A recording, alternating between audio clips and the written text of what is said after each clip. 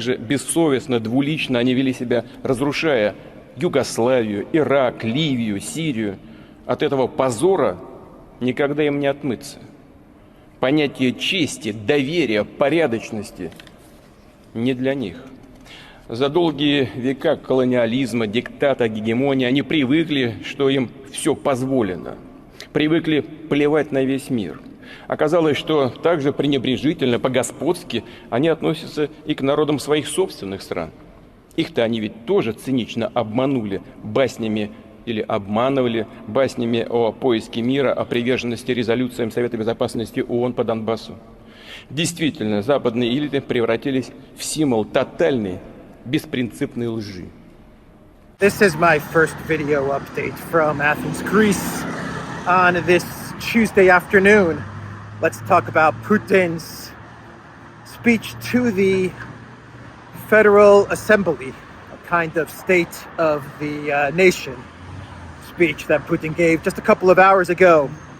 And we are going to put up a video on the Duran, me and Alexander, and we kind of break down that speech in detail. So I'm not going to get into too much of the details of the speech.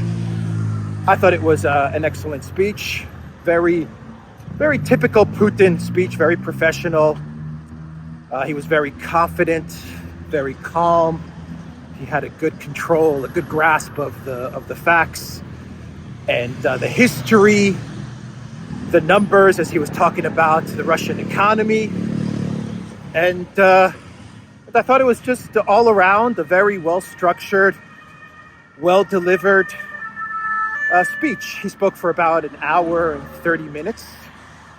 And I also thought it was an upbeat type of speech. I mean, given all the circumstances and everything that's going on, Putin kind of gave a very optimistic, a hopeful view of things for Russia.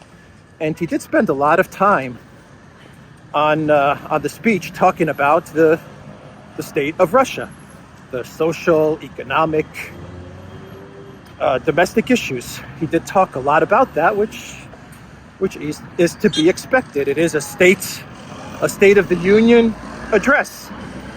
He did talk a lot about the special military operation as well, and he talked a lot about how the U.S., the collective West, he used the word West, how the West continuously lied about the Minsk agreements and stuff like that, and how they misled Russia. So he got into that as well, making the case that Russia was indeed provoked into this conflict, and he did make a very good case. He also drew on history, a lot of history, to make that case as well. And he kind of let the Russian people know that, look, we've been through this before, and we're just going to have to go through this again, and we'll get through it. And contrast Putin's delivery and this speech with the speeches of Biden or Ursula or any of these other collective West leaders, and you see such a huge difference in confidence and approach and professionalism. Putin isn't sitting there and delivering a speech and acting hysterical and talking about how this leader must go or that leader must go, Biden must go or Ursula must go, or we need regime change here, regime change there. He's not. He doesn't stoop to that level, and he's not getting hysterical when he delivers his speeches like Biden. Biden will whisper, and then he'll ramp up his tone, like he did during the State of the Union with Xi Jinping, and he just kind of went off into this weird, bizarre, kind of hysterical rant about how no one wants to be the Chinese leader and stuff like that. I mean, you don't see that from Putin, and I just think the contrast is pretty striking, to be quite honest. If someone didn't know what was what was going on in the world, and you showed them Putin speaking on one side, and then you showed them Biden or Ursula talking about the Russian economy in tatters on the other side, you know, the person would be like, well, this guy's clearly the winner, and and these guys over here talking about the economy in tatters, and no one wants to be like Xi Jinping. These guys are a little cuckoo for Cocoa Puffs. You know, I mean, it's just the way when you contrast the body language and the demeanor and the rhetoric between all these leaders and their Stalin approach. It's night and day. I'm telling you, absolutely night and day. So that was the speech from Putin.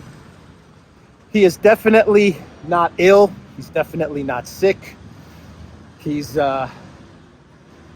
very sharp up here, very sharp. He has all the numbers down.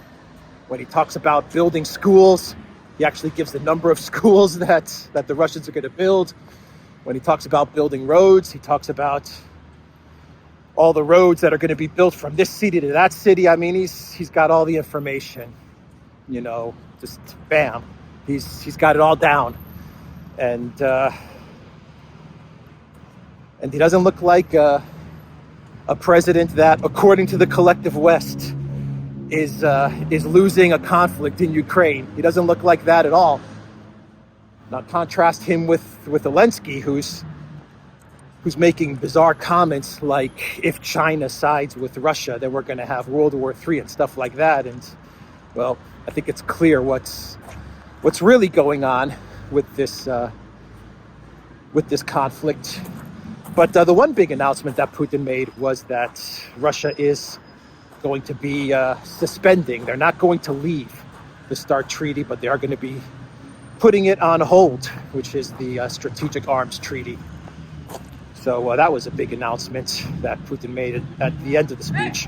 And he basically says that because he made the case throughout the hour and a half long speech that, you know, the collective West just can't be trusted.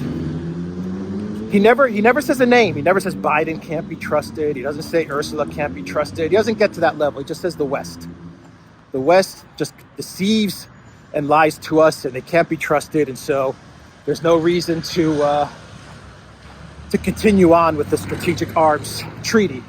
So that was a big deal. That was a big announcement. And yeah. So what else should we talk about? I'm going to make this video a quick one. Zelensky was talking about China and how China shouldn't align with Russia, or else we're going to get World War III. And then Blinken was giving China the United States' red lines, and that if China delivers lethal aid to lethal weapons to Russia, well, then it would cross the U.S. red lines. And China responded to Blinken and to all of these threats and warnings. And China said, we don't take kindly to warnings. We don't answer to warnings. We're a sovereign nation, and we're going to do whatever we want. And then Wang Yi got in a plane and he traveled to Moscow. and that was the response. So I think you kind of have the Chinese response to all of these red line warnings from Blinken and Linda Thomas Greenfield, the U.S. ambassador to the UN, and all of these characters warning China not to provide weapons to Russia or else. And then Wang Yi tells them to buzz off, and he gets on a plane and travels to Moscow. And he's preparing the way for Xi Jinping, who's also going to be traveling to Russia. And they're going to have a big meeting, Russia and China. Well done, Joe Biden. Well done. What an epic miscalculation from the Biden White House, bringing Russia and China into what really is an alliance. They may not say it's an alliance, but that's what it is. A big mess up from the Biden White House, but they're singularly focused on Ukraine. They're obsessed with Ukraine, and they can't see the world around them. So Biden touched down in Poland. He met with Duda. I saw the video of Biden getting out of his car to greet Duda, and he shakes Duda's hand, and they exchange pleasantries, but no hugs.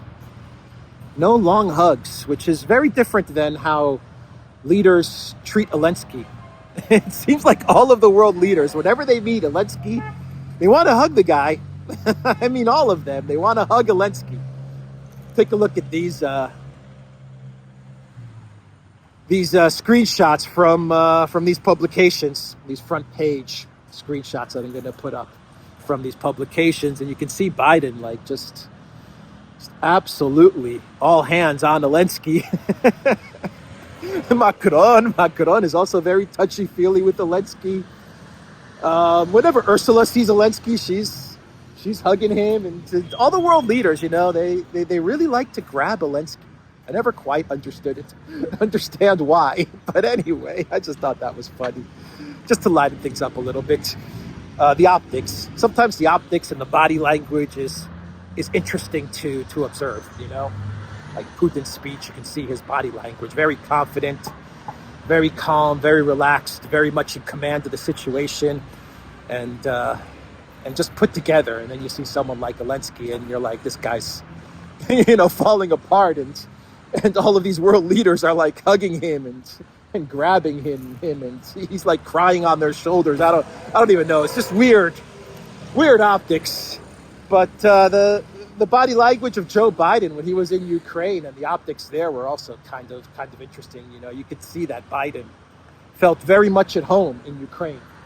After all, it was the country where he was first president from 2014 to 2016. That was Biden's first go at being president of a country, was Ukraine. So he felt at home, and you could see that he was the guy that was sitting at the desk, and Zelensky's like off to the side waiting for Biden to sign some stuff. It's like, who's in charge here? Is it Biden or is it Zelensky? And then when they're sitting down together, you can see Biden is like all slouched on the one chair. He's just kind of all, tired and slouched over on the one chair. And Zelensky's sitting on the chair next to Biden, and he looks like a kid on a high chair. He looks like a little kid on a big chair, just kind of, scrunched together. You could just tell the body language of those photos. It's just a photo, and it just captures one moment, but still, the optics are pretty funny when you take a look at those pictures. Anyway, I'm gonna end this video, and I'm gonna end it early. I don't want to do too long of a video today. Let's do a clown world, and we'll wrap things up. And I was going to talk about Sean Penn, because Sean Penn made some pretty weird comments the other day. Something like, if Ukraine loses, then we're going to head into World War or something like that. But I'm not going to pick on Sean Penn any longer. Biden got a plaque in Kiev as well. he got a star on the Walk of Fame in Kiev, Joe Biden. Oh man, that's not a good sign. The Zelensky curse is coming after Biden, no doubt about it. No doubt about it. And how about those air raid sirens, huh? Man, oh man. They really think that we're stupid, don't they? There was a CNN reporter who came on to CNN. He was in Ukraine, and he's like, I've been here for 5 days and I haven't heard one air raid siren.